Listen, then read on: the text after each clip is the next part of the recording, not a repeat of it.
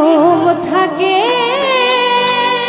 সুর আর বাউলিয়ানা দিয়ে যিনি মাতিয়ে রাখতেন লাখো মানুষের মন, সেই জনপ্রিয় বাউল শিল্পী পেহেলি ভৈরবী আর নেই। আজ শুক্রবার সকালে সিলেটের ওসমানীনগরে ঢাকা সিলেট মহাসড়কে এক ভয়াবহ সড়ক দুর্ঘটনায় প্রাণ হারিয়েছেন লোকসঙ্গীতের এই গুণী শিল্পী। তার এই আকস্মিক ও মর্মান্তিক প্রয়াণে দেশের সাংস্কৃতিক অঙ্গনে এবং ভক্তকুলে গভীর শোকের ছায়া নেমে এসেছে।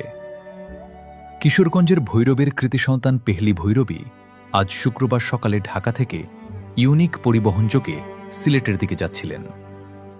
সকাল আনুমানিক 7:30টার দিকে ওসমানীনগর উপজেলার দয়ামির বাজারের পাশে কাশিকাপন এলাকায় পৌঁছালে বিপরীত দিক থেকে আসা বেঙ্গল পরিবহনের একটি বাসের সঙ্গে তাদের বাসটির মুখোমুখি সংঘর্ষ হয়।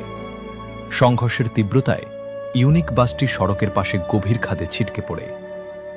ঘটনাস্থলেই বাউল শিল্পী পেহেলি ভৈরবী সহ 8 জন প্রাণ হারান। পরে হাসপাতালে আরও এক শিশুর মৃত্যু হয়। পেহেলি ভৈরবীর মৃত্যুর খবর ছড়িয়ে পড়লে লোকসঙ্গীতের শিল্পী ও শ্রোতাদের মাঝে শোকের মাতম শুরু হয়। মাটির গানকে সাধারণ মানুষের হৃদয়ে পৌঁছে দিতে তার অবদান ছিল অনস্বীকার্য।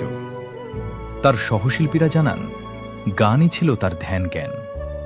এমন একজন প্রতিভাবান শিল্পীর এভাবে চলে যাওয়া বাংলা লোকসঙ্গীতের জন্য এক অপূরণীয় ক্ষতি।